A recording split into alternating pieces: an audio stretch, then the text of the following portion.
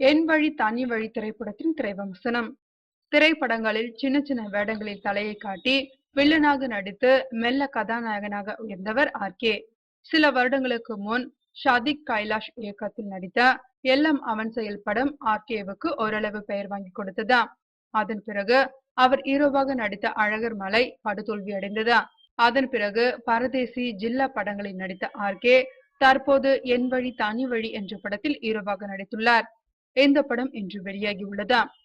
ரஜினியின் பஞ்ச் டயலாக்கான என் வழி தனி வழி டயலாக்கே தன் படத்திற்கு தலைப்பாக வைத்துக் கொண்டுள்ள ஆர்.கே. இந்த படத்தில் என்கவுண்டர் ஸ்பெஷலிஸ்டாக நடித்துள்ளார். என் வழி தனி வழி படத்தில் வில்லன் என்று ஆஹா படத்தில் நடித்த ராஜீவ் கிருஷ்ணா, தயாரிப்பாளர் ஞானவேல் ஆகியோர் இருந்தாலும் பிரதான வில்லியாக நடிகை ரோஜா நடித்திருக்கிறார். ரோஜாவின் கதாபாத்திரம் என்னவென்று பார்த்தால், போலீஸ் என்கவுண்டரில் கணவனை பறிகொடுத்ததால் திடீரென்று அரசியலுக்கு வந்து எம்பி ஆகிற பெண்மணியாக நடித்திருக்கிறார். படத்தில் ரோஜா ஏற்றுள்ள கதாபாத்திரத்தின் பெயர் ரேணுகா தேவி. ரோஜாவின் கதாபாத்திரமும் அவரது பெயரும் வெங்கடேஷ் பண்ணையாரின் மனைவியும் முன்னாள் எம்பியுமான ராதிகா செல்வியை ஞாபகப்படுத்துகிறது. சில வருடங்களுக்கு முன் வெங்கடேஷ் பண்ணையார் என்கவுண்டரில் சுட்டுக் கொல்லப்பட்டார் என்பது குறிப்பிடத்தக்கது.